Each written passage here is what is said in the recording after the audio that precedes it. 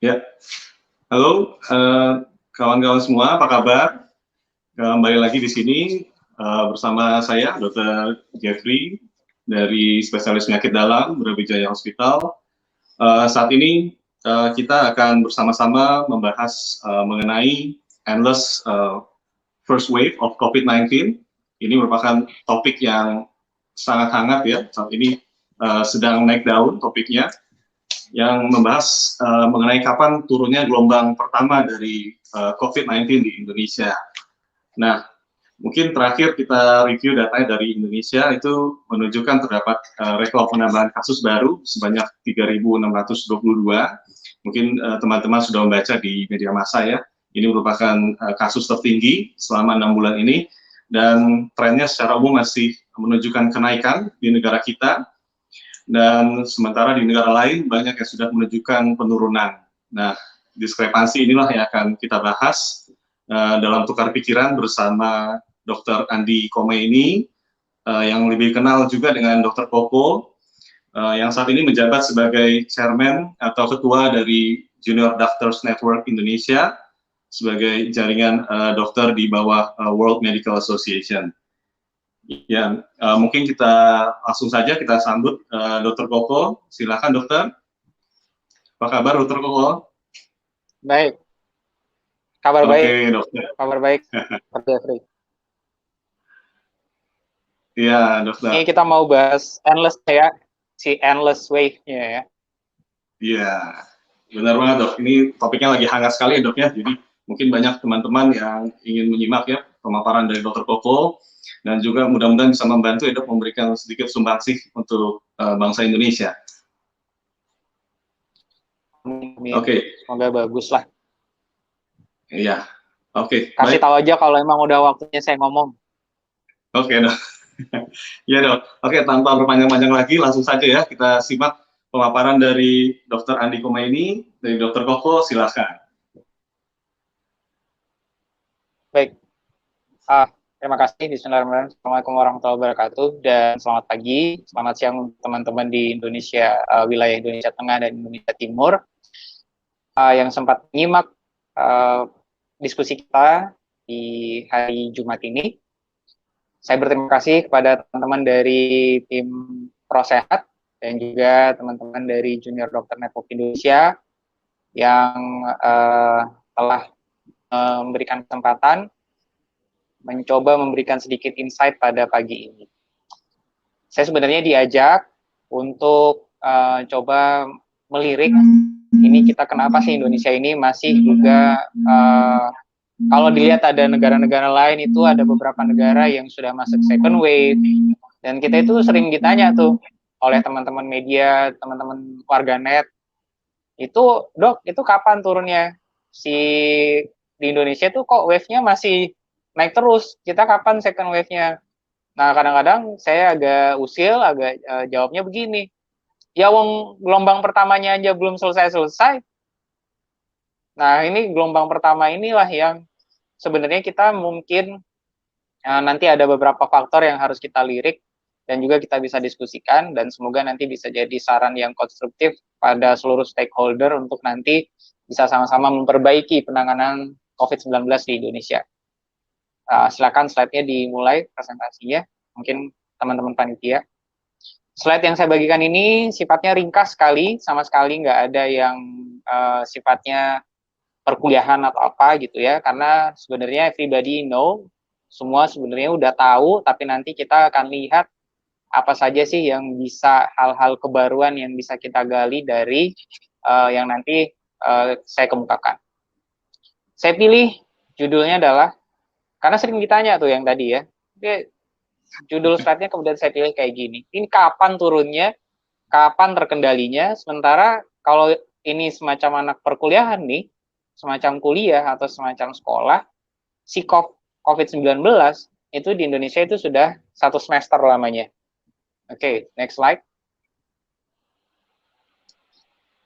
Ini kita bisa lihat, ini salah satu yang saya dapatkan gambar dan sering dijadikan memes oleh teman-teman, tidak hanya kalangan dokter, tidak hanya kalangan tenaga kesehatan, tapi juga oleh warganet yang lainnya. kita bisa lihat di beberapa negara itu sudah ada yang masuk first wave-nya udah lewat, mereka turun, kemudian karena ada pelonggaran, dia masuk lagi ke gelombang kedua, naik lagi ke gelombang kedua. Nah, Indonesia itu suka ada memes-nya tuh. Kita itu katanya masih terus menanjak. Malah ada yang menambahkan itu udah muter-muter dan segala macam. Jadi kayak ya agak guyon sedikit tapi satir dan ya itu apa ya? Menggambarkan bahwa kita di Indonesia itu memang kayaknya masih harus melipat gandakan effort untuk penanganan wabah. Jadi di beberapa negara, misal sebagai contoh, yang sempat kita acung jempol, itu Jerman, New Zealand, kemudian ada negara yang sedikit di bawahnya Cina, Taiwan, itu mereka kami sempat berdiskusi dan menyampaikan bahwa wah negara kalian berhasil nih. Itu kemarin ada sharing session dengan beberapa birokrat mereka dari masing-masing negara dan juga dokter-dokter teman-teman dokter di sana itu menyampaikan bahwa ya benar kami memang cukup berhasil, tapi kami juga masih punya kekhawatiran. Kenapa? Karena kami nggak bisa selamanya itu melakukan pengetatan. Pengetatan ini tentu misal sebagai contoh Taiwan itu adalah negara yang mengandalkan pemasukan negaranya dari industri, dari ekspor impor. Nah, tentu dia harus buka border, buka perbatasan. Nah, mereka itu bingung ini kapan kami waktu yang tepat, timingnya pas untuk membuka perbatasan karena kami takut dengan datangnya gelombang kedua. Dan itu juga terjadi di beberapa negara yang lain. Next slide. Nah, first wave, kemudian ke second wave, itu sebenarnya apa sih? Nanti kita bahas itu. Wave-wave ini apa maksudnya? Ada di slide yang berikut. Dan banyak negara memang sudah masuk di second wave. Tapi bagaimana dengan Indonesia? Indonesia, kalau kita nyelutuk tuh, kumpul-kumpul beberapa dokter, beberapa ahli, akademisi, saintis, wah negara kalian itu disebutnya endless first wave. Jadi gelombang pertamanya belum selesai-selesai. Masih terus dia menanjak. Masih terus dia menanjak. Apakah kemudian ada guyon? Apa-apa sekarang kita berusaha kita membawanya itu tidak terlalu formal, karena semua dalam kondisi tertekan, jadi kita membawanya mencoba melakukan diskusi itu dengan bawaan yang santai. Kadang-kadang ada humornya. Nah ini kenapa Indonesia itu menjadi endless first wave? Dari WMA, dari teman-teman di WMA tuh bilang, wah Indonesia ini gimana ya, apa keunikan yang terjadi di sana? Dan saya bilang, kami punya jawabannya sebenarnya, dan itu sudah bisa diduga oleh beberapa teman-teman, baik yang medis maupun teman-teman media. Kenapa? Nanti ada jawabannya di slide berikutnya. Next slide.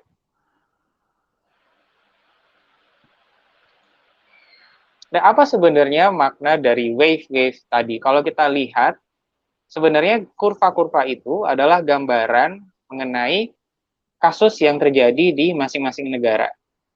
Itu kan resultan hasil penggabungan dari kejadian kasusnya dan juga gambaran dari upaya pengendalian penularan yang dilakukan oleh pemerintah dan profesional kesehatan dari masing-masing negara. Nah, begitu kasusnya menanjak, kurvanya kan akan meningkat ya. Dan kalau kasusnya melandai maka atau bisa terkontrol, maka kurvanya juga akan menurun. Nah, ini nih yang bisa kelihatan kemudian ada first wave dan second wave. Di beberapa negara itu sama sekali masih menanjak terus, dan negara-negara yang masih menanjak ini itu termasuk negara kita. Negara keempat terbesar populasinya di dunia. Setelah Cina, India, dan Amerika Serikat. Kita punya sekitar 280 juta warga, tolong dikoreksi kalau keliru. Sekitar 280 juta orang, dan ini memang sudah lama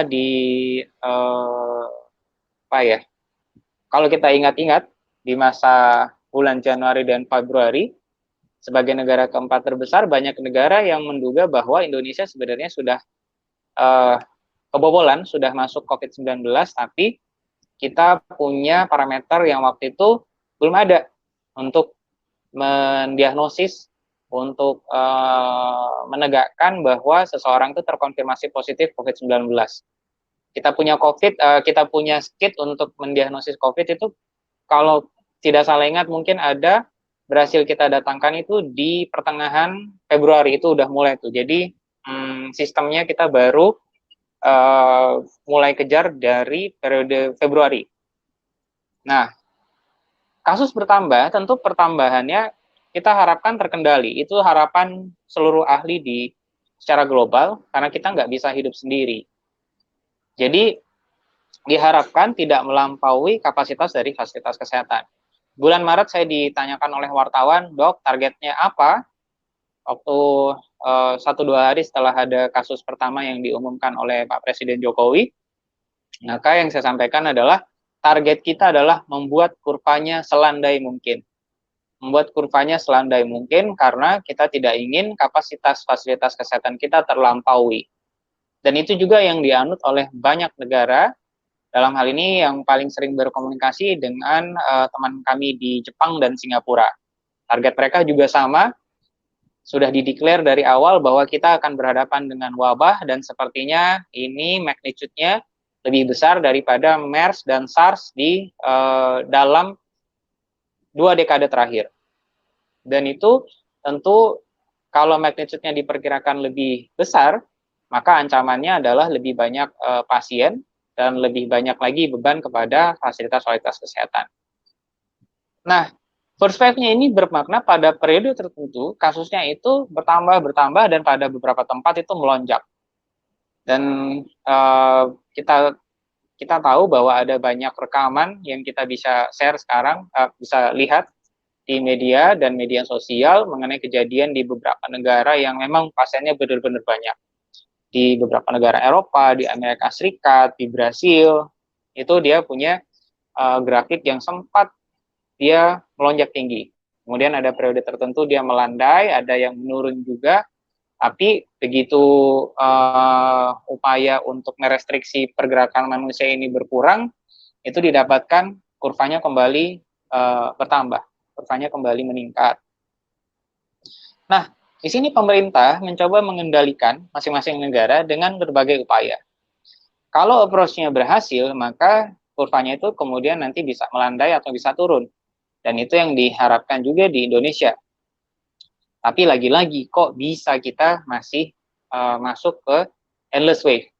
Kok first wave-nya ini belum selesai-selesai, nggak turun-turun, nggak ada signifikan. Kadang 1-2 hari ada yang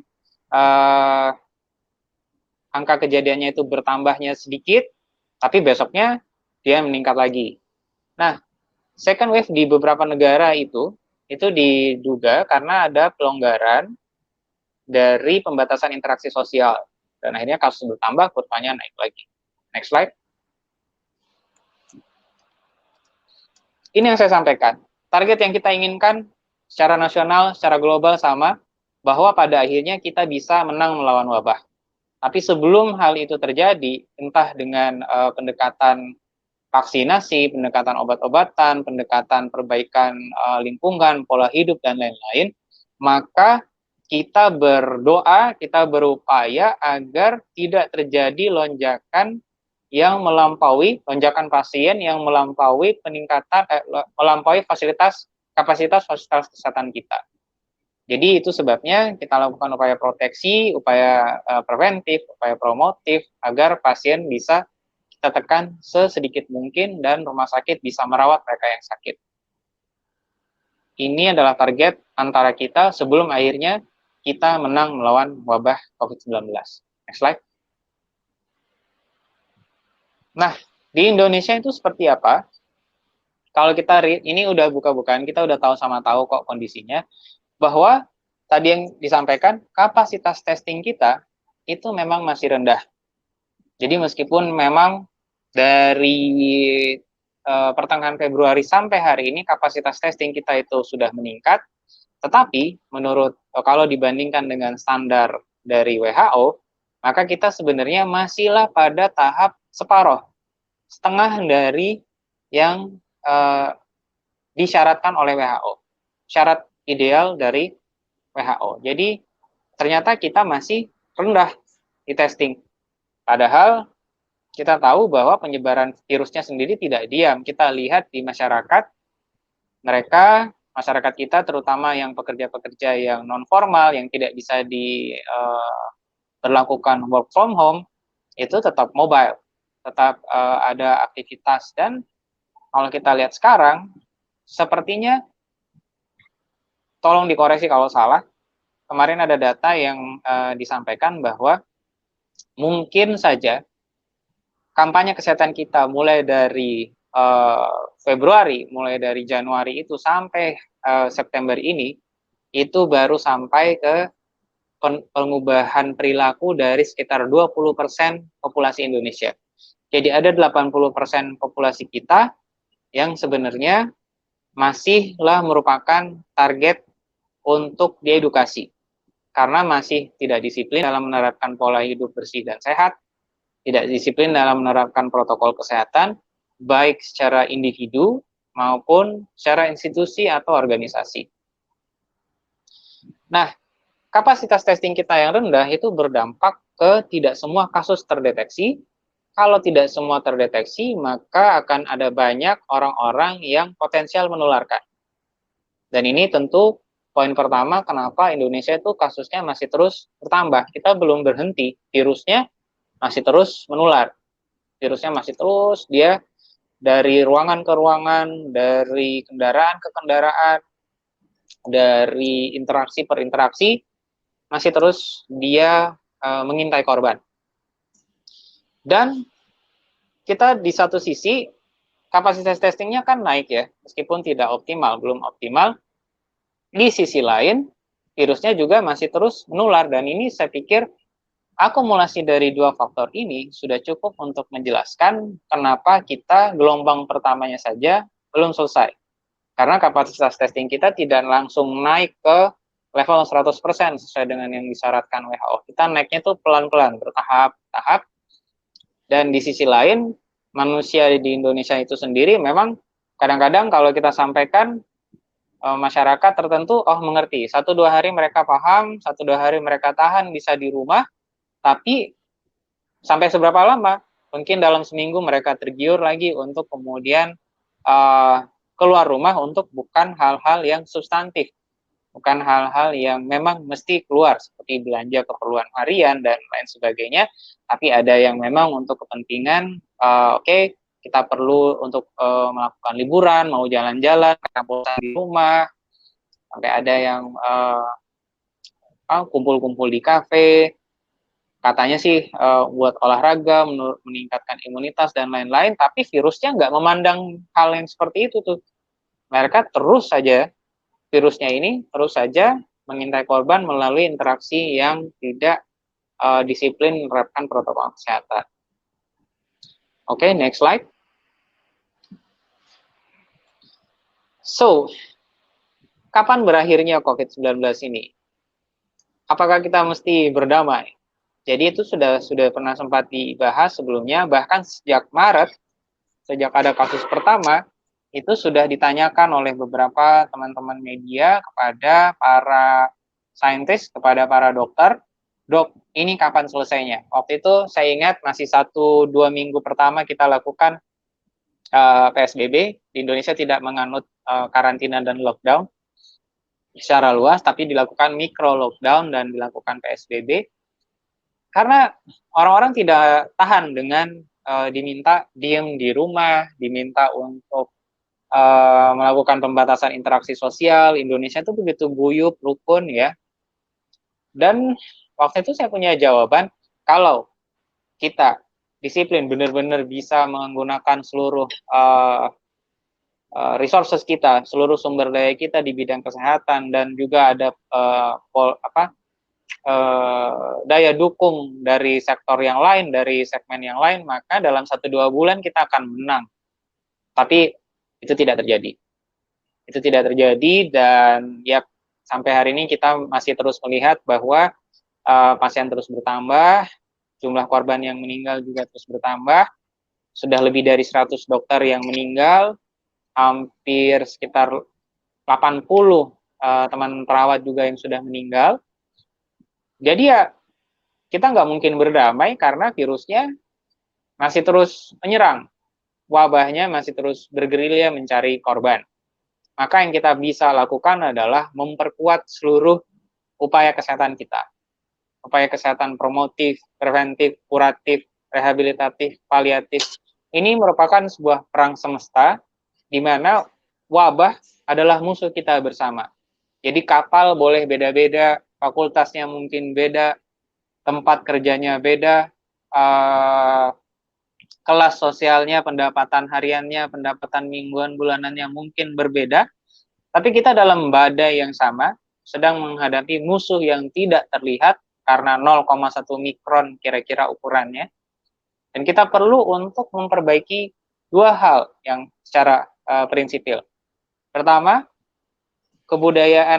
budaya hidup sehat kita sebagai sebuah masyarakat, dan yang kedua, kapasitas fasilitas kesehatan kita sebagai bangsa itu harus dinaikkan pada saat yang bersamaan. Next slide. So, nggak ada damai dengan COVID ini, nggak ada perdamaian karena COVID-nya nggak menandatangani fakta perdamaian dengan kita. Nah, ini rumus sederhananya. Edukasi masyarakat dan tingkatkan pemahaman mengenai pola hidup sehat. Semua teman-teman dokter saya lihat aktif, terutama yang di media sosial ya, itu aktif memberikan edukasi, aktif memberikan insight, perspektif. Ini kita sebenarnya sedang berhadapan dengan apa, mesti bagaimana untuk bisa survive dan win, dan kita harapkan cakupannya makin luas. Karena kalau edukasi ini frekuensinya, magnitude-nya makin besar, gelombangnya makin meluas, maka kita harapkan kedisiplinan warga itu bertambah. Kita tidak meminta mereka untuk dikarantina, tidak. Tapi kita meminta semua orang itu mampu menjaga agar dia tidak kena virus dan dia juga tidak menularkan virusnya ke orang lain kalau dia punya. Dan persoalannya adalah kita belum punya parameter yang mudah untuk menentukan bahwa seseorang ini apakah dia potensial menularkan atau enggak. Karena kita tidak punya kit yang cukup untuk 280 juta orang saat ini. Jadi target kita adalah edukasinya ditingkatkan, disiplinnya bertambah, dan dia akhirnya menjadi budaya hidup sehat yang baru, sehingga harapannya kasusnya menurun. Mungkin masih akan ada kasus COVID secara sporadis kalau nanti kita sudah bisa kendalikan wabah ini, tapi setidaknya itu tidak akan melampaui kapasitas fasilitas kesehatan kita yang merupakan rumus sederhana yang kedua. Next slide. Nah, ini dia. Rumus sederhana yang kedua yang mesti dikerjakan bareng-bareng saat ini, dan terutama oleh pemerintah, adalah kapasitas dan kualitas fasilitas kesehatan kita perlu dinaikkan.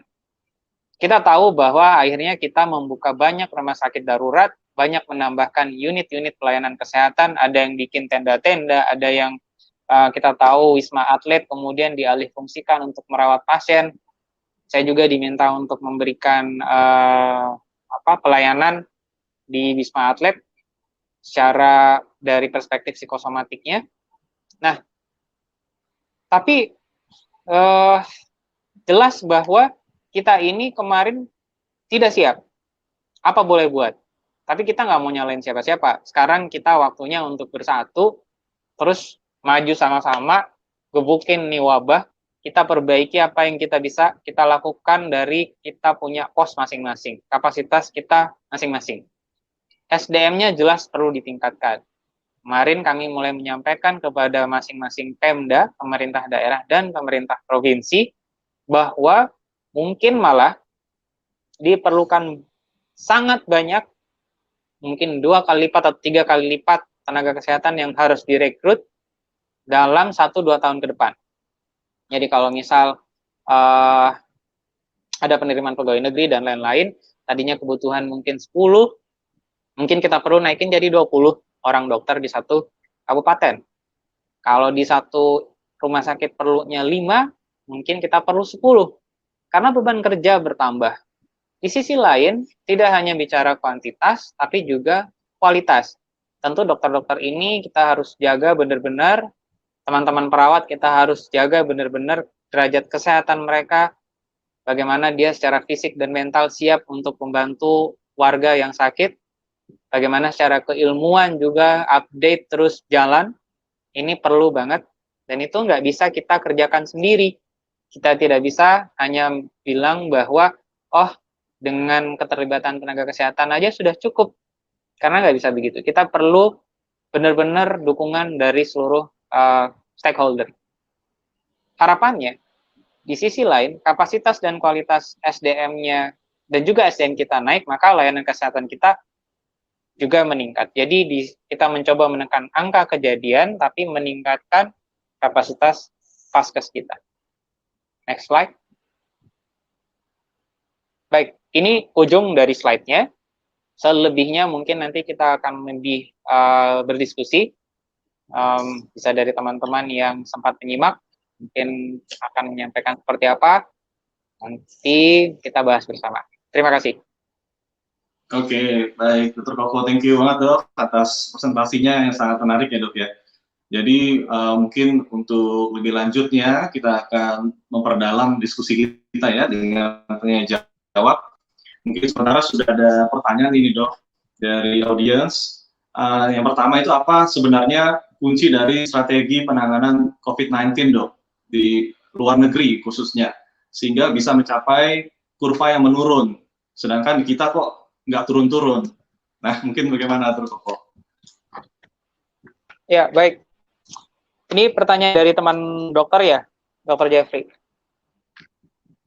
Atau pertanyaan dari masyarakat awam?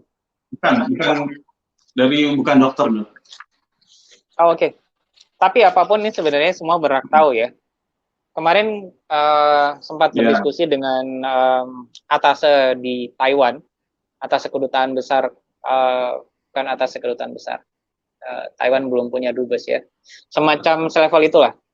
Nah, kami tanya resepnya mereka apa di sana. Dan masing-masing negara ternyata punya resep yang sama, tapi diaplikasikannya itu tidak mesti sama. Ada local wisdom, ada budaya yang saya pikir di Indonesia juga sangat mungkin untuk diterapkan. Nah, tapi bundelan besarnya sama. Bagaimana caranya agar masyarakat itu tidak saling menularkan? Transmisinya kita bisa redam. Kunci sederhananya itu, begitu manusia membatasi pergerakan, maka potensi penularan turun. Begitu manusia itu menjaga agar semua menggunakan protective equipment, melakukan preventive measures, upaya-upaya pencegahan, disiplin untuk itu, maka angka kejadian turun.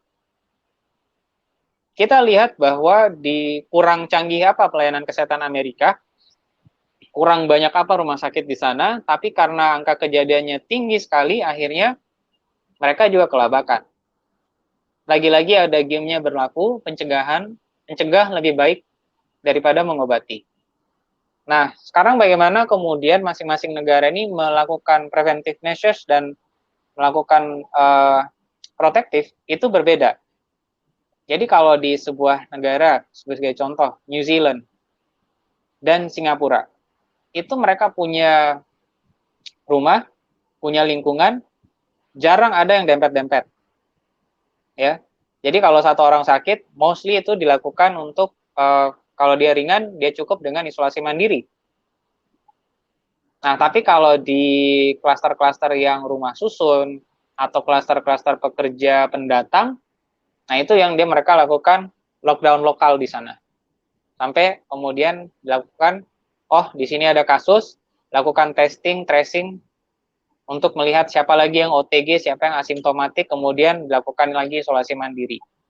Sebenarnya sesederhana itu. Membatasi pergerakan manusia, satu.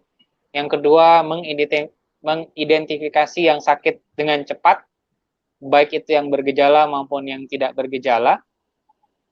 Kemudian, mereka yang lainnya tetap lakukan upaya pencegahan, perilaku hidup bersih sehat.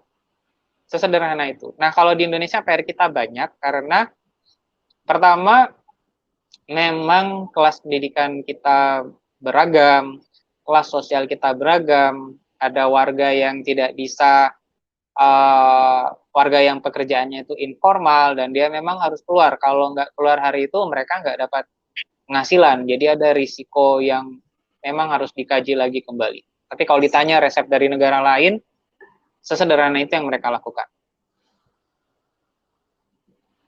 Iya, Gitu, oke dok, terima kasih dok. Jadi memang sebenarnya kita sudah tahu ya dok ya resepnya. Namun untuk mempraktekannya ini yang kita masih menjadi PR ya dok ya. Jadi memang susah untuk melakukannya dibanding. Iya. Oke, kalau dan ada satu lagi dok, lagi pertanyaan dari audiens dok ini. Oke, ya, gimana? Silakan dok. Enggak, pertanyaan dulu ya, pertanyaan dulu. Oke, iya dok. Ini bagaimana sebenarnya angka kematian COVID di saat ini di Indonesia dok, dari audiens itu? Apakah memang sudah sangat mengkhawatirkan? Dan bagaimana cara membaca angka-angka COVID yang disampaikan oleh gugus tugas penanganan COVID dok? Mungkin interpretasinya bagaimana dok sebenarnya? Angka-angka kan banyak setiap hari diberikan statistik data ya dok ya. Nah mungkin dokter ada tips untuk membaca data dan tren tersebut. Kalau angka kematian, saya pikir, ya terima kasih. Mas Fadli itu muncul namanya, izin saya jawab ya. Kalau menyikapi angka-angka yang disampaikan oleh pemerintah, maka mungkin yang kita bisa lakukan adalah terima dulu data itu, karena setidak-tidaknya hanya ada satu pintu data saat ini yang kami ketahui ya. Data resmi itu satu pintu semua, baik yang di pusat maupun sampai yang provinsi, itu merupakan akumulasi dan dimasukkan dalam satu sistem yang sama. Jadi kalau angka kematian seperti yang diumumkan, itulah angkanya. Dari hari ke hari masih terus bertambah. Dan kalau ditanya apakah sudah sangat mengkhawatirkan, saya berikan satu gambaran seperti ini. Kisah ini adalah dari teman dokter yang merawat di rumah sakit rujukan. Saya belum mengalami langsung, alhamdulillah belum, tapi karena sudah banyak yang menceritakan bahwa tadinya kita tidak membayangkan mesti akan melakukan filter, sortir pasien. Mana yang bisa dirawat, mana yang bisa masuk ke ICU, dan mana yang ada mesin ventilatornya. Tadinya tuh dipikir hanya ada terjadi di Amerika Serikat, di Brasil, di Jerman, di Prancis, di Inggris. Tapi ternyata akhirnya teman sejawat saya, Pak Fadli, itu bilang begini, saya pikir itu mimpi akan terjadi di Indonesia. Kita dokter-dokter di Indonesia nggak akan melakukan memilih pasien karena semua pasien akan terlayani. Tapi ternyata akhirnya tiba waktunya kita memilih, oh pasien ini yang bisa masuk, pasien ini yang bisa ada ruangannya, pasien ini yang ada ICU untuk dia, kira-kira gambaran kayak itu. Dan itu sudah terjadi. Jadi kalau ditanya mengkhawatirkan atau enggak, coba tanyakan perasaan pada dokter dan keluarga pasien yang merawat. Pasti akan kelihatan bahwa betapa galaunya, betapa kalutnya perasaan mereka saat dokter menyampaikan bahwa keluarganya itu perlu ICU, tapi ICU-nya lagi penuh. Itu ditanyakan ke sana. Rasanya itu gimana? Dan kayaknya nggak ada deh yang mau pada posisi itu. Nggak ada yang mau pada posisi itu. Kalau ditanya mengkhawatirkan, rasanya seperti itu, tapi datanya adalah sekarang kita punya sekitar berapa puluh ribu pasien yang aktif ya. Dan kalau di Jakarta, Jabodetabek, hari ini saya belum punya datanya, tapi kalau lihat yang kemarin-kemarin, katanya bed occupancy ratio kita itu sudah di atas 70%. Nah, berarti kalau ada 5 pasien yang masuk, semisal, ini hitungan kasar, sementara ada 3, hanya 3 yang bisa keterima, maka 2-nya lagi harus keliling ngantri cari rumah sakit. Nah, ini situasinya kayak gitu. nggak ada yang nggak ada deh yang kayaknya kita mau kejadian sebagai dokter yang merawat atau sebagai pasien, kalau dia masih sadar, belum ditidurkan, terus tahu bahwa dia perlu ICU tapi belum dapat ruangan, itu jangan sampai deh terjadi. Dan bagaimana sebenarnya cara membaca angka-angka COVID yang disampaikan oleh gugus tugas? Sekarang yang jelas kita hanya membaca data yang tersampaikan. Data berapa pasien yang total, data berapa pasien yang aktif. Kalau yang aktif itu nggak semua ya, karena sudah ada 100.000 pasien lebih yang sembuh. Nah, 100.000 pasien yang sembuh ini, itu tentu sudah tidak dalam perawatan, tapi mungkin dalam pemantauan.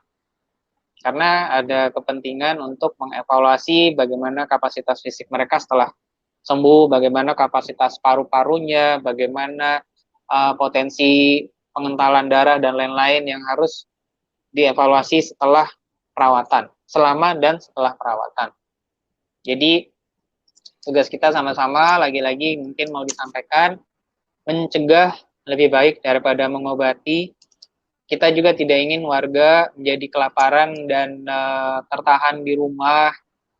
Tapi kalau memang mesti banget keluar, maka tolong disiplinlah dalam menggunakan, dalam menerapkan saran-saran yang disampaikan oleh pemerintah dan profesional kesehatan. Gunakan masker minimum kayak gitu. Itu tanggung jawab bersama di rumah sakit, di kantor, untuk terus aware, terus waspada. Tidak panik tapi tenang tapi waspada. Kira-kira itu. Iya, oke. Dr. Koko, terima kasih dok. Jadi kita harus tetap waspada ya dok ya, sekalipun memang kita tidak boleh juga terlalu panik atau berlebihan. Nah kemudian ada lagi dok pertanyaan, edukasi seperti apa sih dok yang sebenarnya paling efektif untuk karakter orang di Indonesia dok? Karena selama ini kan sudah banyak katanya edukasi itu orang sudah mulai bosan gitu dok. Mungkin dokter ada masukan dok gitu. Silakan dok. Oke, baik. Nah kalau soal edukasi, saya pikir pertama kita udah lakukan lakukan edukasi mulai dari Januari bahkan sebelum COVID itu datang di Indonesia, kita sudah membahas itu, dan tentu dokter-dokter sering ditanya, dok ini mesti ngapain? Dan kita tidak geser, kontennya tetap sama, isinya tetap sama, edukasinya nggak bertambah, edukasinya paling bertambah di teknisnya aja, tapi pada prinsipnya sama. Nah, cuma kemudian kalau ternyata sudah beberapa bulan dan itu mesti kita evaluasi dong. Ini sudah sampai mana? Nah, kemarin ada yang mengevaluasi, katanya kalau di Jakarta itu perilaku hidup bersih sehat masyarakat kita itu terperbaiki pada sekitar 50% populasi. Nah, 50%-nya lagi belum. Bayangkan, itu baru di Jakarta tuh. Belum lagi kalau kita lirik di Jawa, di luar Jakarta. Belum di luar Pulau Jawa. Kemarin saya sempat mengunjungi beberapa kabupaten, tentu dengan tim kecil yang semua sudah diperiksa kesehatan sebelumnya. Kemudian kami turun langsung melihat pada level yang beragam di masyarakat, dan ternyata memang kalau boleh bilang nggak sampai 50% orang itu menerima informasinya. Apalagi kencang disinformasinya. Itu aja. Jadi isu hoax, konspirasi dan lain-lain itu jauh lebih memasyarakat, jauh lebih ramai dibahas. Akhirnya orang-orang udah hands down aja, nggak pakai masker, nggak jaga jarak, nggak olahraga, tetap merokok. Jadi ya bahkan dokternya sendiri dituding ya, dokter rumah sakit dan lain-lain itu dituding. Padahal dianggapnya bahwa kita nyari keuntungan, dan propaganda seperti ini sangat merugikan karena di dokter kehilangan kredibilitas. Nah, kalau kehilangan atau berkurang kredibilitasnya, kepercayaan masyarakat untuk melakukan itu jadi turun. Jadi memang PR kita jadi banyak banget. Memang harus ekstra sabar juga dengan segala turbulensi ini, karena lagi-lagi dokter salah satu kata asal katanya itu dari doser, sebagai pengajar, sebagai pendidik di tengah masyarakat. Nah, sekarang model apa yang paling maknyus untuk warga Indonesia? Nah, warga Indonesia karakternya itu sangat berbeda. Kita ini benar-benar bineka tunggal ika, bineka banget. Ada yang bahasa daerah di sini ada berapa ratus, tapi orang senang. Saya coba itu kemarin untuk mencoba edukasi dalam beberapa bahasa daerah. Belum sempat seluruhnya, tapi orang kemudian, oh saya appreciate dok. Begitu itu disampaikan dalam bahasa Jawa, Sunda, Madura, Bugis, Toraja, Aceh, Padang, itu kayak Bali, itu warga di sana, teman-teman kita yang di sana itu lebih, oke, itu lebih touch ke heart ya, lebih menyentuh dari hati ke hati sebagai seorang manusia ngobrol, bukan sebagai atasan ke bawahan, tapi lebih ke lebih ke keluarga barangkali, lebih bisa diterima. Ya. Dan kampanye seperti itu ya ternyata bermanfaat juga, ada dampaknya juga. Selain itu ya memang kita harus lakukan pendekatan yang langsung. Jadi lebih banyak belusukan kalau saya boleh bilangnya, menjangkau ke publik, tapi tentu kita harus perhatikan protokol kesehatan, ya. Kita mesti jaga jarak 2 meter, tidak mengumpulkan orang dalam ruangan, tidak mengumpulkan mereka sebagai massa dalam jumlah besar. Taktik-taktik campaign inilah yang mesti kita lakukan sekarang. Semua kita pakai caranya, baik melalui televisi, tukang gosip tingkat RT RW, Ibu Tejo di masing-masing tempat, itu semua ada ininya, ada sahamnya untuk memulihkan Indonesia, saya rasa. Ya, jadi harus melibatkan semuanya dok ya. Memang nggak gampang ya dok ya, untuk edukasi terutama untuk orang Indonesia nih. Iya, memang jadi masalah yang kompleks sekali ya dok ya. Iya, tapi memang penting kita harus terus menggali, menemukan bentuk apa yang terbaik ya dok ya untuk edukasi orang kita. Nah, mungkin ada lagi dok, langsung ya dok ya, pertanyaan yang sangat menarik dok. Jadi katanya itu untuk pembatasan seperti lockdown, dari data terakhir, dari penelitian disebutkan tidak efektif dok katanya.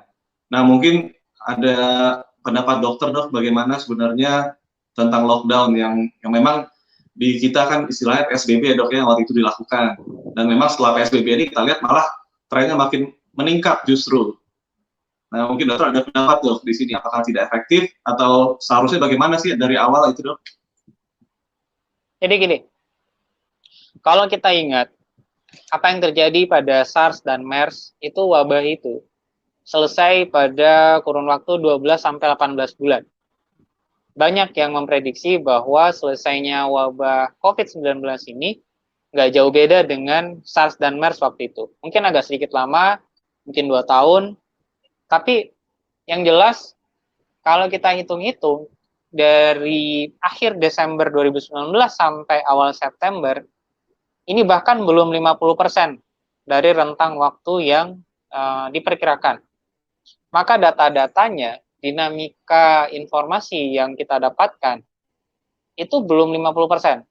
Kalau ini anggap sebuah file di komputer, ini belum 50% di-download. Belum selesai. Jadi agak cukup cepat untuk menentukan, agak terburu-buru kalau boleh saya bilang, untuk bilang bahwa sebuah pendekatan benar-benar berhasil atau enggak.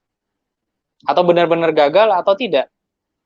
Nah, upaya untuk melakukan pembatasan interaksi sosial, anggaplah namanya di sini PSBB, di negara lain juga mungkin lamanya agak beda ya.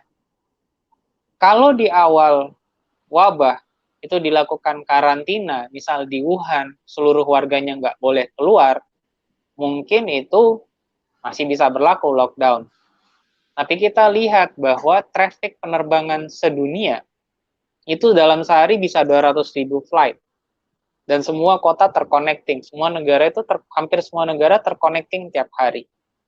Jadi kalau ada 1 atau 2 pasien dalam 1-2 kendaraan mass transport, ya berarti penularan sudah bisa potensi terjadi di situ. Nah, kalau seperti itu, maka lockdown, karantin, itu sudah efektivitasnya agak-agak repot untuk dievaluasi. Paling nanti 1-2 minggu atau 1-2 bulan, case-nya melandai. Tapi seberapa kuat sebuah negara hari ini, di mana kita semua saling tergantung satu dengan yang lain, apel diimpor dari Australia, kiwi dari New Zealand, pisang dari Maluku, pisang Ambon, ya. Kemudian durian dari Thailand, montong. Jadi sementara cabai kita diimpor. Jadi nowadays negara itu negara satu dengan yang lain yang saling tergantung. Satu daerah dengan daerah yang lain, provinsi-provinsi Sumatera yang bertetanggaan, Jawa Tengah, Jawa Timur bertetanggaan. Orang-orang di sana bisa saling bertukar. Pengawasannya agak-agak repot itu. Mau sekuat apa kita? Maka kalau boleh bilang saya juga setuju bahwa lockdown mungkin tidak efektif untuk jangka panjang, tapi pada satu waktu, 1-2 kesempatan, kalau kasusnya meningkat, maka di situ kita perlu injak rem darurat. Setidak-tidaknya memberikan waktu kepada fasilitas kesehatan untuk merawat yang sakit, jangan overload. Mungkin kayak gitu. Jadi dimainkan gas dan rem. Dan narasi gas dan rem ini saya lihat juga dipakai oleh Presiden, oleh berbagai kementerian, bicaranya gas dan rem. Tapi lagi-lagi gas dan rem utama itu ada pada mereka yang profesional kesehatan, termasuk juga di dalamnya Kementerian Kesehatan. Jadi kalau bicara lockdown efektif apa enggak, mungkin nanti resumenya di akhir tuh. Karena kalau ini penelitian, ini baru berjalan separuh kan ini, Dr. Jeffrey. Baru separuh jalan. Iya, benar. Nggak bisa kita bilang bahwa ini nggak ada manfaatnya, ini nggak ada, atau ini benar-benar totally silver bullet atau golden arrow, kita nggak bisa bilang begitu. Tapi prinsipnya lagi-lagi balik ke kurva, di mana kita nggak ingin jumlah pasien itu melampaui kapasitas. Itu aja. Oke, Dok. Ya mungkin menyambung yang tadi, Dok, ya. Ini ada juga pertanyaan, Dok. Mungkin mengenai gas dan rem tadi, Dok. Melihat kan kasus kita sudah rekor lagi, Dok, kemarin 3.622. Itu kan tertinggi, Dok, ya. Di mana selisihnya jauh dibanding sebelumnya.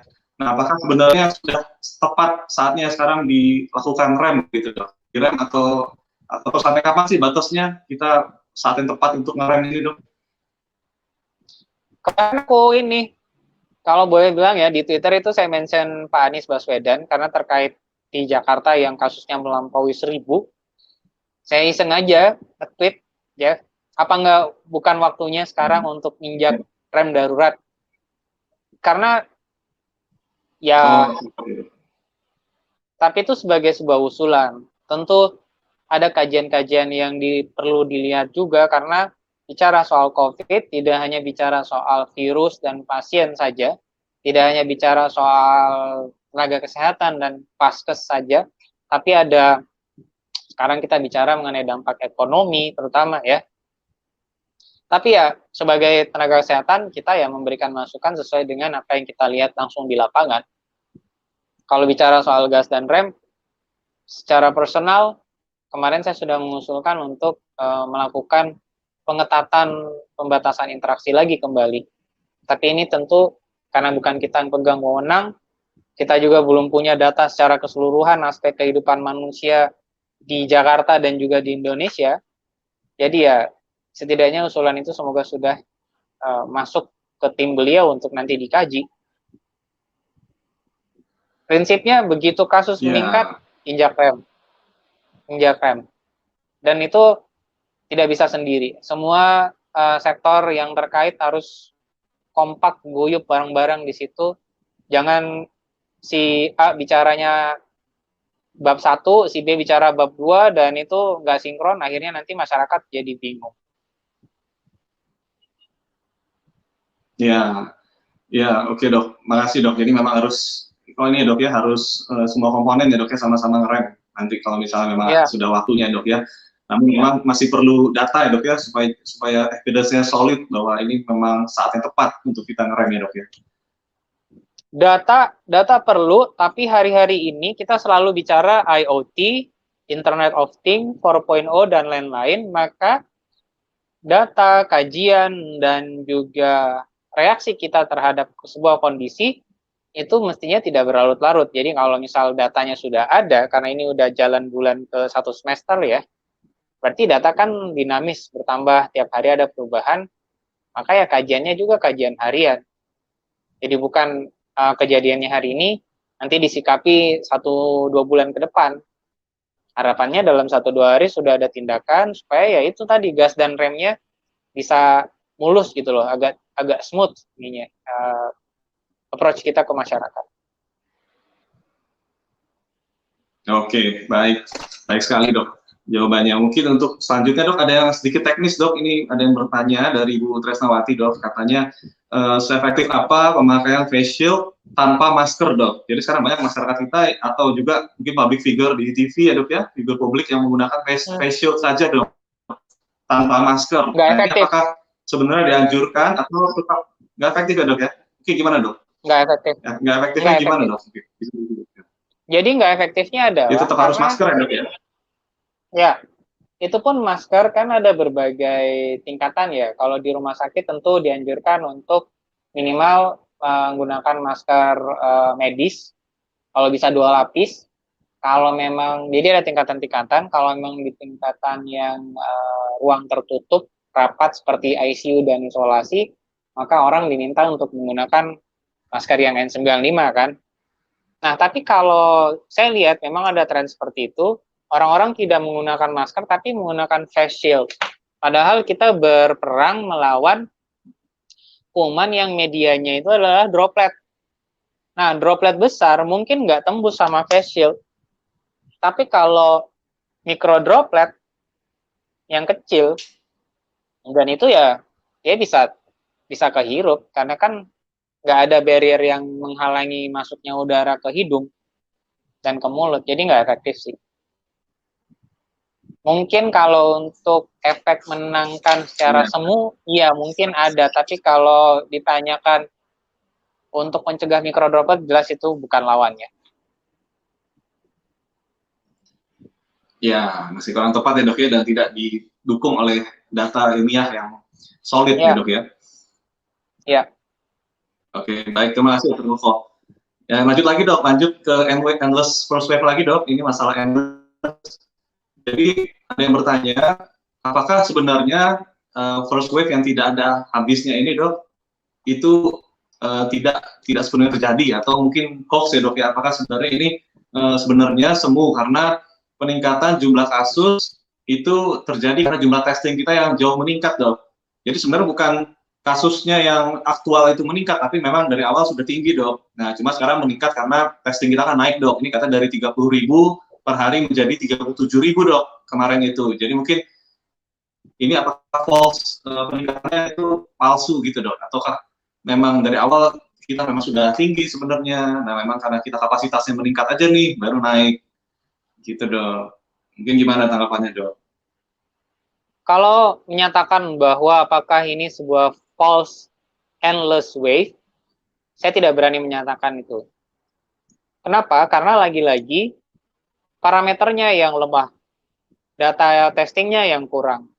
Seandainya nih ya, kapasitas testing kita itu ideal. Anggaplah yang bisa di testing bisa 100.000 orang sehari. Ya, kalau bisa 100.000 orang sehari, maka di situ kita bisa bicara apakah ini endless wave yang true endless wave, atau mix endless wave, atau false endless wave. Itu akan kelihatan. Tapi kalau kapasitas testingnya rendah, kita agak sulit menyatakan apakah ini true, mix, atau false. Tugas kita lagi-lagi jangan mau jadi pasien. Ya, sebisa mungkin kita tetap, kalau pesilat ini jangan diturunkan kuda-kudanya, jangan lemes, tetap jaga-jaga terus gitu. karena agak sulit menyatakan apakah wabah sudah kita bisa jinakkan, ya virusnya itu sudah jinak apa enggak. Kita nggak lihat virusnya. Yang kita lihat hanya kondisi di lapangan bahwa mereka yang perlu perawatan ICU bertambah. Nah, kalau perlu perawatan ICU bertambah berarti kasus-kasus yang ringan pun juga sebenarnya bertambah di lapangan. Nah, soal tidak terdeteksi atau enggak, ya itu di sisi lain yang kemudian ada jadi faktor pengali dari kondisi yang kita alami sekarang. Gitu. Oke. So it's quite difficult to Dok. agak sulit untuk menyatakan apakah ini true, false atau mixed wave. Ya, memang sulit sekali dok ya karena keterbatasan kita dalam melakukan testing. Kemudian juga banyak sekali ya dok ya parameter yang kita belum sepenuhnya ukur ya dok ya karena satu dan lain hal tadi. Iya, kompleks sekali. Nah ini menyambung untuk vaksin dok. Jadi dari Lili Vincentia ini menanyakan dok mengenai vaksin. Nah mungkin nanti kalau ada vaksin itu apakah OTG perlu divaksin dok? Meskipun dia positif. Nah kemudian menyambung lagi vaksin itu apakah menjadi solusi terbaik dok sebenarnya untuk mengatasi endless first wave ini dok? Oke, saya jawab pertanyaan kedua dulu. Kemarin kita banyak yang menyuarakan kok, udah banyak yang menyampaikan bahwa vaksin kita dukung, tapi jangan mengira bahwa dengan vaksin datang, seseorang divaksin, kemudian coronanya selesai. Karena bahkan dari Anthony Fauci sendiri juga, yang dijadikan penasehat penyakit infeksi di Amerika, yang sering berkelahi gitu ya, debat sama Presiden Trump, itu beliau sendiri menyatakan bahwa ada kemungkinan efektivitas vaksin itu sekitar 50-60%. Jadi kalaupun dilakukan vaksinasi ke 100 juta orang misal, bisa jadi efektifnya itu 50-60 juta orang. Tapi itu jauh lebih bagus daripada kita nggak punya parameter. Setidaknya kita punya satu cara. Tentu karena ini satu cara, maka atau satu metode atau satu modal, maka modal yang lain juga kita gunakan. Upaya-upaya preventif tetap jalan, upaya promotif tetap jalan, membuat masyarakat kita lebih sehat. Yang sehat jangan sakit, yang sakit cepat pulih. Bagaimana kemudian rumah mereka menjadi lebih layak, ventilasinya cukup bagus, dan seterusnya. Jadi ini menuntut seluruh pihak sebenarnya menjadi memprioritaskan kesehatan dalam setiap aspek kehidupan. Itu bukan cuma vaksin. Vaksin adalah satu modal kita dan itu penting. Tapi ini kalaupun vaksin tersedia, anggaplah ini September ya, diperkirakan vaksin akan available, ada yang bilang awal 2021, ada yang bilang pertengahan 2021, ada yang bilang Desember tahun depan. So, ambillah waktu yang terdekat, 4 bulan dari sekarang. Nah, kalau 4 bulan dari sekarang dengan pertambahan pasien setiap hari 3.000, jadi masih ada 100.000 lebih. Gitu loh. Masa kita mau biarkan 100.000 lebih ini tanpa upaya untuk mengurangi 100.000 itu. Kita tentu harus lakukan semua upaya, perbaikan gizi, perbaikan sanitasi, ventilasi ruangan, dan lain-lain. Kira-kira itu. Dan kalau ditanyain yang pertanyaan pertama, apakah OTG perlu vaksin? Ini nanti tentu perlu kajian ya. Lagi-lagi ada beberapa syarat yang diperlukan untuk seseorang nanti diberikan vaksin. Dan itu pun vaksinnya sendiri belum dinyatakan belum ada penyampaian mana orang yang nanti available untuk diberikan vaksin. Nah, kalau saya sih menyarankan, tentu mereka yang tidak sakit, tapi rentan, itu adalah mereka yang diprioritaskan untuk mendapatkan vaksin. Sambil melihat ketersediaan. Apakah OTG masuk di dalamnya? Mungkin dia ada di urutan berikut kalau memang vaksin itu tersedia. Lagi-lagi, perlu diperhatikan supply-nya gimana, demand-nya seperti apa, dan kemudian efektivitasnya juga seperti apa. Banyak item soal vaksinasi ini nanti. Jadi PR kita belum selesai. perjalanannya masih panjang. Ya, masih sangat panjang ya dok ya, kita juga tidak jelas ujungnya Ya. gimana ya dok. Ini. Iya dok. Jelas Ya ujungnya memang aja. untuk vaksin Ujungnya adalah mudah-mudahan ya. Iya, silakan dok. Kalau ujungnya sih jelas, wabahnya kita bisa kendalikan. Ya, persoalan nanti Oh bisa iya. dieradikasi kalau kita lihat penyakit-penyakit yang lain, polio perlu berapa tahun untuk dieradikasi, HIV sama hepatitis juga masih jadi masalah, ya. Tapi yang jelas kita ingin ini terkendali. Kira-kira itu kata kuncinya. Bukan berdamai, tidak juga kita bisa bilang bahwa kita akan ujuk-ujuk menang, karena lawannya nggak kelihatan, tapi setidak-tidaknya kasusnya terkendali, wabahnya terkendali. Pandeminya bisa kita nyatakan usai. Gitu. Oke, baik. Iya dok, kuncinya terkendali ya dok ya. Kemudian ini Dr. Koko ada lagi dok pertanyaan yang juga menarik dok. Jadi dari Davin ya Pak Davin, bagaimana dengan upaya mendorong pariwisata dok yang saat ini mulai didorong? Apakah ini risiko tinggi? Nah kemudian juga mungkin menggabungkan juga dok ya, ada pertanyaan juga mengatakan apakah mungkin endless ini atau yang tidak turun-turun ini grafiknya karena pariwisata kita dok? Mungkin bagaimana Dr. Koko? Karena mulai ramai kan di mana-mana. Ya, oke. Soal pariwisata ini soal sensitif. Kenapa? Karena banyak masyarakat kita itu hidup dari sektor pariwisata. Yang kerjanya di hotel, kuliner, transportasi, kemudian karya-karya lokal ya. Dan tentu untuk kita nilai mendorong pariwisata yang mulai didorong saat ini, saya lihat semua bilang bahwa nggak apa-apa dengan protokol kesehatan, nggak apa-apa dengan penerapan protokol kesehatan. Kalau saya yang ditanya, kalaupun dinyatakan bahwa pariwisata itu mesti memang kita jalankan, tapi the devil is in the detail. Seberapa kuat kita sebagai masyarakat dan juga sebagai stakeholder itu memastikan protokol kesehatan itu berlangsung di lapangan. Itu dikembalikan pertanyaan itu ke diri masing-masing.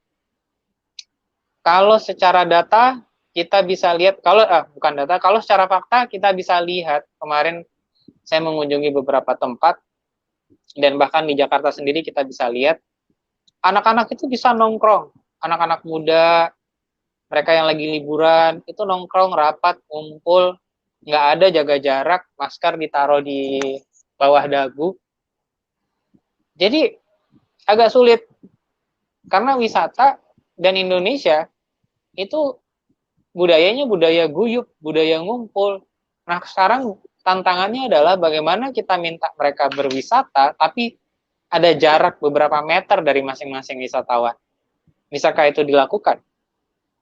Kalau ternyata ada daerah yang bisa melakukan itu, maka acung jempol. Harus kita blow up besar-besaran bahwa oh di daerah ini orang bisa wisata tapi masing-masing jaraknya 10 meter. Ya. Kalau dia lupa pakai masker, dia dipulangin dari daerah itu.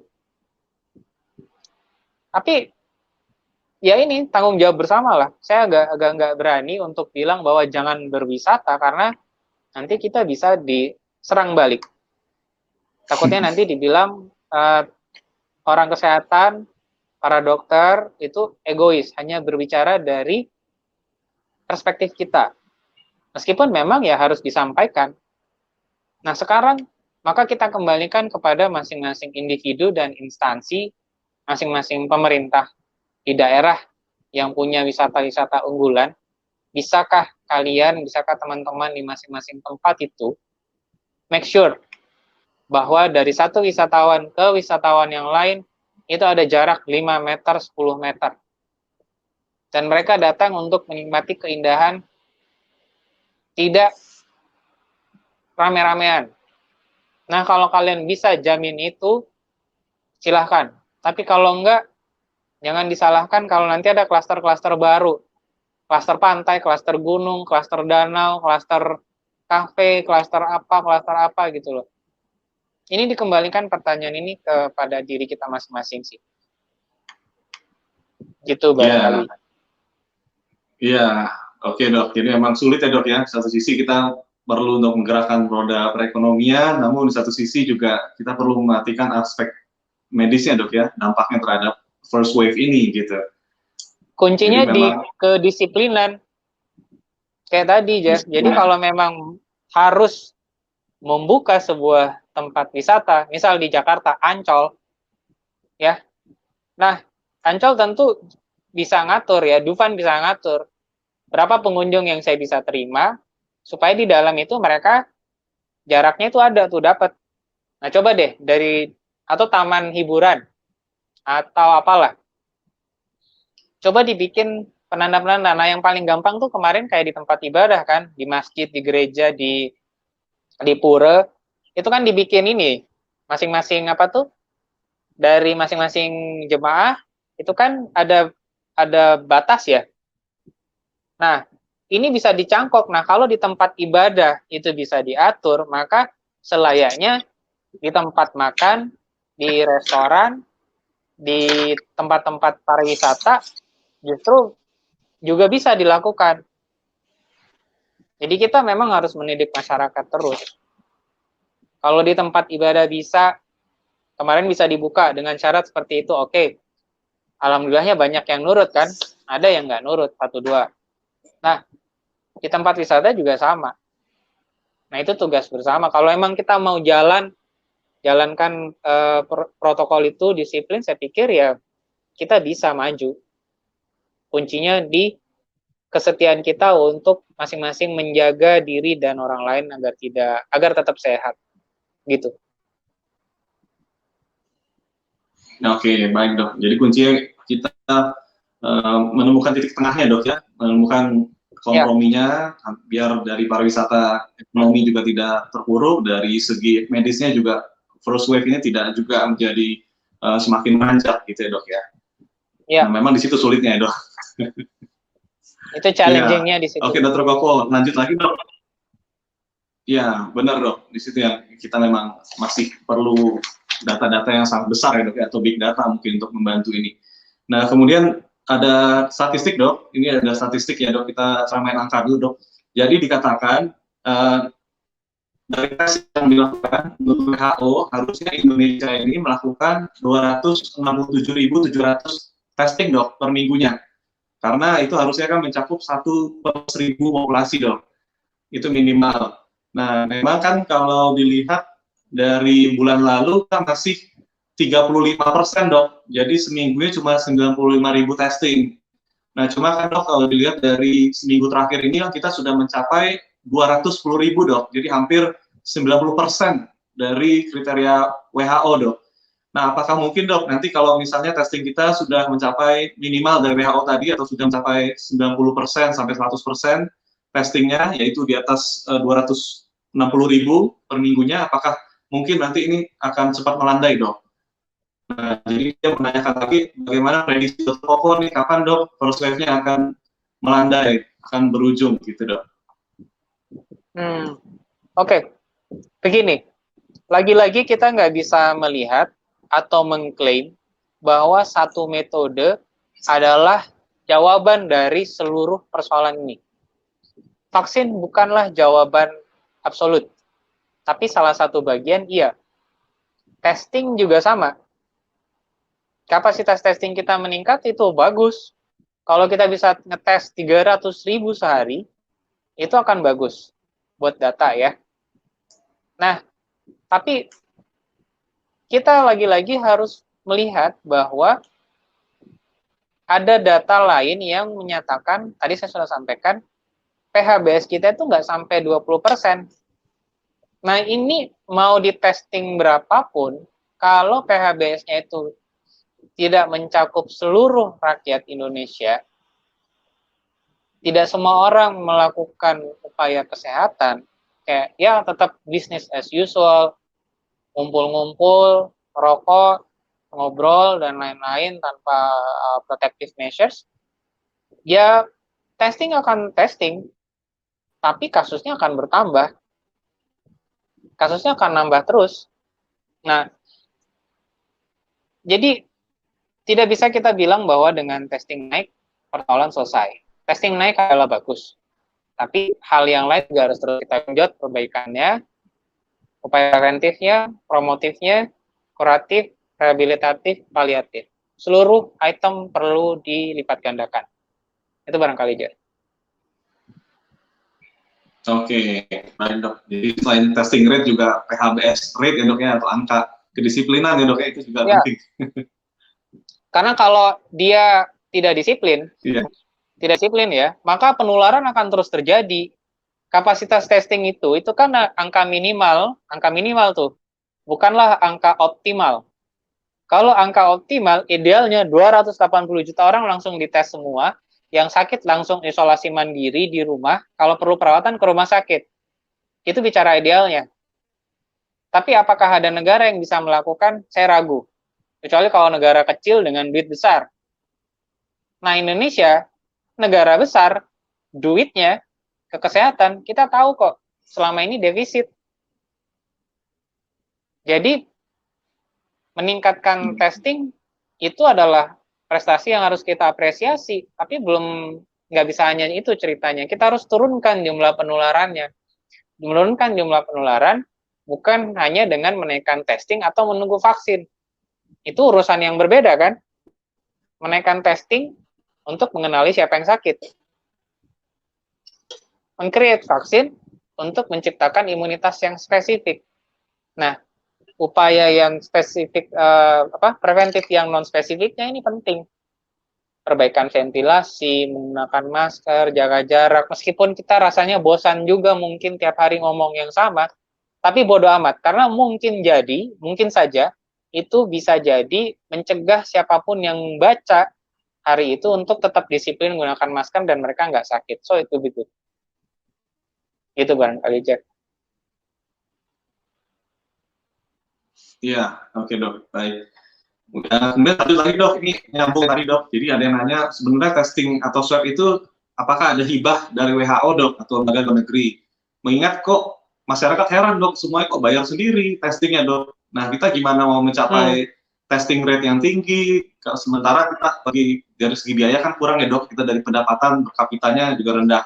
Nah mungkin sebenarnya di luar negeri itu bagaimana sih dok? Apakah dihibah oleh WHO atau bagaimana sehingga bisa tinggi sekali testing rate-nya? Seingat saya dan setahu saya ada beberapa negara dan organisasi yang menyumbang ke Indonesia untuk pemeriksaan COVID-19 ini. Ada. Taiwan nyumbang. Oh, iya, Taiwan nyumbang, Korea yang saya tahu ya, Jepang, kemudian Cina juga ada, beberapa negara. Jadi banyak, Amerika juga ada, Eropa juga ada, Arab juga ada. Kayak semua orang tuh pengen Indonesia selamat loh. Semua orang sayang sama Indonesia ini sebenarnya. Jadi kayak kita tuh anak sayangan. Mereka khawatir, kalau boleh bilang, mereka mungkin lihat Indonesia kondisinya seperti apa dan tahu bahwa kita itu sebenarnya punya banyak potensi di masa depan. So, rakyat Indonesia harus selamat. Nah, sekarang mereka tahu kita terbatas, sebagai sahabat mereka ngebantu. Toh pada bidang yang lain juga kita saling bantu kok dengan negara-negara lain. Itu untungnya pada posisi Indonesia. Jadi setahu saya banyak negara, banyak instansi, organisasi, yayasan sosial itu yang donate ke negeri kita. Banyak. Di satu sisi, pemerintah juga dengan unit-unit yang kita punya, itu juga menghasilkan. Jadi ya ini akumulasi kerja bersama. Iya, iya. Jadi memang ini dok ya, memang dari segi biaya kita belum mampu, namun kita banyak yang menyumbang ya dok ya, banyak sekali sebenarnya donasi itu banyak ya dok ya aktualnya. Jadi kita harusnya mengawal juga dok ya supaya benar-benar dilakukan gitu ya, donasi tepat sasaran ya dok ya. Iya. Ya, oke. Mungkin sedikit lagi Dr. Koko, ini ada dari Mbak Prima Arta ya, menanyakan kita kan sekarang aneh dok, sekarang malah besok mau dibuka. Padahal melihat data ya dok ya, kalau ngomong data statistik secara ilmiah kan kita mengalami peningkatan ya tadi underscore wave itu. Nah, sebagai bagaimana dok edukasinya? Apakah kita mungkin dari dokter sebagai figur publik itu dok ya, apakah untuk kita sebaiknya menekankan untuk tidak usah ke tempat tersebut sekalipun tidak dibuka, sekalipun sudah dibuka, yang mana itu bertentangan ya dok ya dengan pemerintah begitu kan? Nah, jadi kita galau nih dok, bagaimana sih edukasinya? Ini yang satu sisi, yang satu buka, yang satu lagi bilang katanya jangan dulu deh ke sana karena lagi banyak nih datanya kenaikannya. Gimana dok? Pak, kalau saya ditanya, saya akan bilang bahwa sebaiknya kita menyampaikan apa sih yang sebenarnya.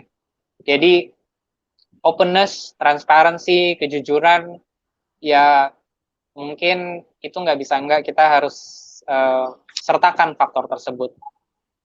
Bahwa pemerintah juga punya beberapa aspek yang mereka pertimbangkan, itu kita bisa pahami. Kita bisa paham kok, kalau kita lihat jujur-jujuran ini ya, kalau kita lihat jujur-jujuran ini, banyak orang sebenarnya tidak setuju dengan pembukaan mal, pasar, bioskop, dan lain sebagainya. Tapi tentu di sana ada juga kebutuhan-kebutuhan yang mendasari, fakta-fakta, data-data yang mendasari kok kenapa mereka mesti bilang bahwa ya udah kita perlu buka itu. Itu bisa kita paham kok. Ini udah tahu sama tahu bahwa kalau nggak dibuka nanti bisa bisnisnya nggak jalan, mau cari makan dari mana dan lain-lain sebagainya. Nah, sebagai orang yang paham dari perspektif kesehatan, maka tugas kita ya menyampaikan bahwa risikonya tinggi. Risikonya tinggi dan itu berarti dikembalikan ke publik sebagai mereka punya otoritas pribadi sendiri. Kalau sudah disampaikan dari pemerintah, kamu boleh nonton ke bioskop. Tapi dari orang kesehatan yang juga sebagian dari pemerintah juga menyampaikan bahwa ya kalau data-data dari penelitiannya lu berada di ruang yang tertutup, sirkulasi udaranya kamu bisa jamin bagus apa enggak, ya kan? Dan kamu akan ada di dalam itu sekitar 2 jam, 2,5 jam, ya timbang-timbang lah. Kan juga itu bukan kebutuhan yang primer ya. Mungkin buat sebagian orang masyarakat kita ada, tapi kalau dilihat-lihat sekarang-sekarang ini nggak banyak juga yang rasanya mau pergi ke bioskop. Iya dok. Dokter aja, kalau kita tanya dokter siapa yang mau pergi ke bioskop sekarang? Kebanyakan bantuin pasien, kalaupun nonton paling dari HP ya, dari laptop dan lain-lain atau di rumah. Ya hal-hal seperti inilah. Kita nggak bisa melarang sepenuhnya, tapi kita memberikan insight, memberikan informasi yang oke, ini jujur-jujuran aja. Ya sama kalau kayak dagang di pasar, di toko kita kasih tahu aja kondisi asli barang itu bagaimana, nanti pembelinya lah yang akan menentukan gue ambil apa enggak barang ini. Nah ini ya bukan barang, ini virus masalahnya. Jadi kalian lah yang menentukan mau bersikap seperti apa. Iya, dokter Roko. Ini nyambung lagi dok, katanya ada yang bilang kita kan dapat banyak ini dok, banyak pendapat bahwa nonton bioskop itu meningkatkan imunitas dok sebenarnya, meningkatkan kekebalan tubuh. Jadi justru bagus untuk melawan corona. Nah, jadi sebenarnya bagaimana sih dok? Masyarakatnya bingung, ada yang menyebutkan seperti itu, ada juga yang bilang jangan dulu ke bioskop. Jadi bagaimana? Apakah lebih besar manfaatnya untuk pergi ke bioskop untuk meningkatkan kekebalan itu, atau bagaimana dok? Secara personal saya nggak ke bioskop deh, sampai minimal vaksin, saya udah divaksin, minimal banget. Kalau saya udah dinyatakan kebal sama corona, baru saya agak longgar. Tapi itu pun tetap pakai masker, sampai pandemi dinyatakan selesai. Kalau itu ditanyakan pendapat personal. Kalau ditanyakan sama yang mau nonton, ya udah kita sampaikan bahwa risikonya tinggi. Toh mau menaikkan imunitas, kalian bisa lakukan hal-hal yang lain, aktivitas yang lain. But if you want to be ke bioskop, nonton film di bioskop, fakta-faktanya ini, risikonya begini, gitu-gitu. Itu kita sampaikan aja. Ya, ya. Saya sampaikan sebenarnya, jadi ada satu ide sih justru, Jeff. Kenapa nggak bioskop itu bikin layar tancap di parkiran, kan? Jadi orang tuh berjarak, kan? Jadi dia nggak turun dari mobilnya. Seperti bioskop yang layar tancap lah, yang kayak biasa kita nonton di film-film Eropa, Amerika gitu. Mereka tidak masuk ke ruangan, tapi dia di lapangan terbuka. Ya, mungkin itu salah satu cara kalau mau bikin. Oke, iya, baik dok. Memang salah satunya itu ya dok ya, cara yang masih relatif aman gitu dok ya. Nah kembali ke fact checking adalah kita kembali ke data nih dok, karena kita berdasarkan ilmiah ya, diskusi kita saat ini berdasarkan evidence. Jadi disebutkan positivity rate dok di WHO itu dibilang harusnya itu di bawah 5% baru bisa masuk new normal atau adaptasi kebiasaan baru istilah di sini dok. Nah sedangkan di Indonesia saat kita mulai adaptasi kebiasaan baru itu masih 14% dok. Jadi masih di atas anjuran WHO 5%. Nah, apakah kesalahan kita itu di situ dok? Saat memulai adaptasi atau new normal itu kita salah startnya sehingga menjadi endless. Ya, kalau bicara salah-salahan kita bisa cari siapa aja yang salah. Tapi kalau lagi-lagi balik ke keterangan saya yang tadi, testing kita kurang. Jadi mungkin saja angkanya 5% itu bisa tercapai di bawah itu kalau testing kita bagus. Ya kan? Iya. Ini semua bicara seandainya siapa yang salah atau apalah. Tapi lagi-lagi kita balikin ke testing kita kurang. Udah itu jawabannya udah. Itu udah menjelaskan banyak hal. Mungkin positivity rate tinggi karena ya yang terdeteksi hanya yang truly benar-benar menunjukkan gejala. Yang kita tahu banyakan itu nggak bergejala kan. Iya. Dan juga jumlah testing yang rendah tadi dok ya, testing rate rendah dapat juga menimbulkan false positivity rate yang tinggi ya dok ya. Iya. Karena sebenarnya tidak setinggi itu. Ya. Ya dok. Kita akan lebih nyaman berbicara kalau testing kita udah optimal. Nah, pada titik testing kita optimal, literasi edukasi kesehatan kita optimal, nah itu barulah kita bilang bahwa oh data-datanya truly valid. Tapi kalau enggak, kita mesti ekstrapolasikan, kita mesti comot data dari luar, mengkomparasi kira-kira data kita akurat atau enggak. Jadi banyak sekali faktor di Indonesia. So perjuangan kita masih panjang. Sebagai dokter ya, sebagai warga juga ya, yang pemerintah juga, pengusaha juga. Jadi semua harus bareng deh, jangan salah-salahan. Semua harus luruskan niat dulu bahwa kita harus menang dulu nih, selamatkan negara dulu dari wabah. Iya, ya baik dok.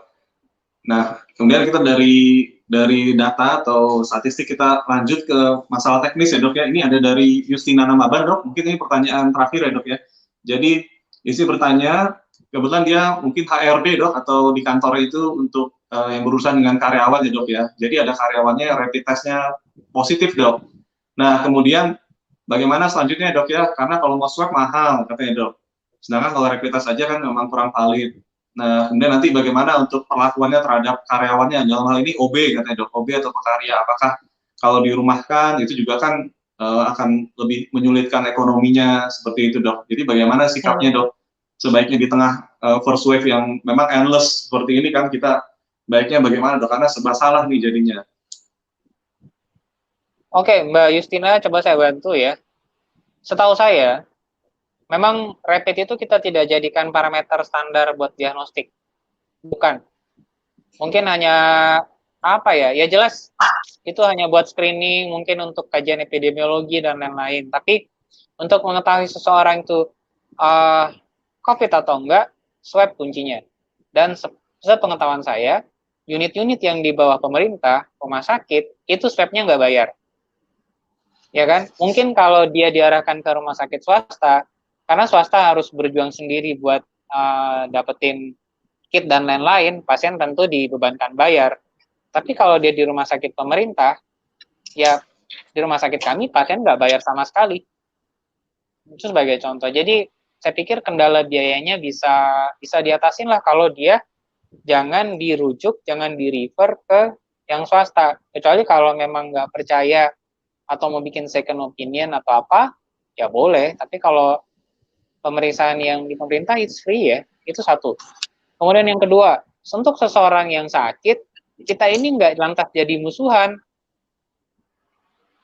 Jadi jaga jarak fisik, antara orang sehat dengan orang sehat, atau orang sehat dengan OTG karena nggak kelihatan, atau orang sakit, tidak kemudian lantas menjadikan kita itu saling tidak kehilangan jiwa sosial kita. Justru ya, pembatasan sosial jalan, tapi jiwa sosial kita jangan hilang, rasa persahabatan kita nggak hilang.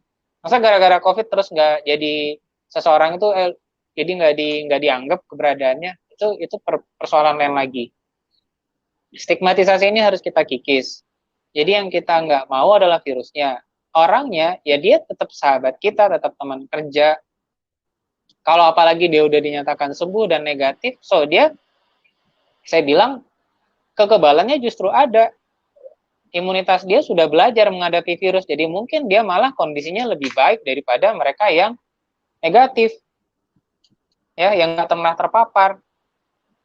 Dan mau negatif atau positif, semua orang pakai masker, jaga jarak, tetap bersahabat, tetap berobat kalau sakit.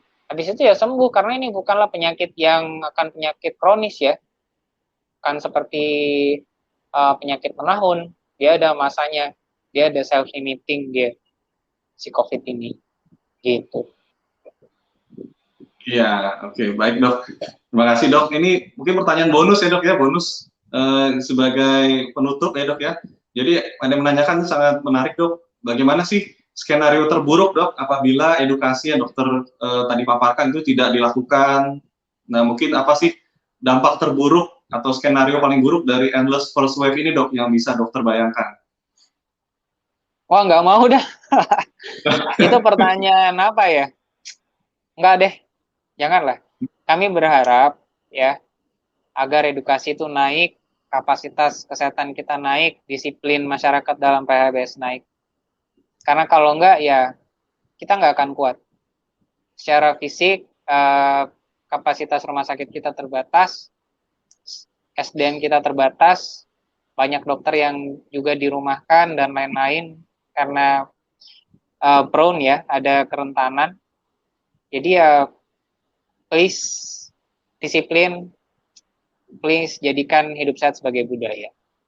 Yang pertanyaan tadi kita bisa tebak, sudah tahu sama tahu jawabannya, jadi saya nggak mau bilang lagi.